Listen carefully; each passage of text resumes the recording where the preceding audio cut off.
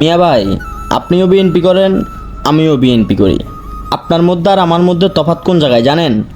আমরা দলের দুঃসময়ে জীবনবাসের হুমকির তলে থাকার পরেও রাজপথে থাকা নির্ভীক। আমরা শহীদ প্রেসিডেন্ট জিয়াউর রহমানের আদর্শে গড়া সৈনিক। আমরা দেশনেত্রী বেগম খালেদা জিয়া ও আমাদের দেশনায়ক তারেক রহমানের আদর্শে গড়া সৈনিক। আমি মুন্নার মতো হাজারো নেতাকর্মী আছে যারা দলের দুঃসময়ে রাজপথে থাকা নির্ভীক, যারা আজকে সুসময়ের হাইব্রিড কিছু নেতাকর্মীদেরকে পেয়ে, আবারও বলতেছি, যারা আজকে সুসময়ের হাইব্রিড কিছু নেতাকর্মীদেরকে পেয়ে দুঃসময়ের নেতাকর্মীদের কথা ভুলে যাইতেছেন, এটা কি আপনাদের ঠিক হইতেছে? যে সকল নেতারা দুঃসময়ের নেতাকর্মীদের কথা বলে সুসময়ের যে সকল হাইব্রিড নেতাকর্মীদেরকে মিছিলের কাতারে রেখে স্লোগান দেওয়ার কথা বলতেছেন, নেতা আপনাদের উদ্দেশ্যে একটা কথাই বলে যেতে চাই, আমি মোহাম্মদ নজরুল ইসলাম মুন্না।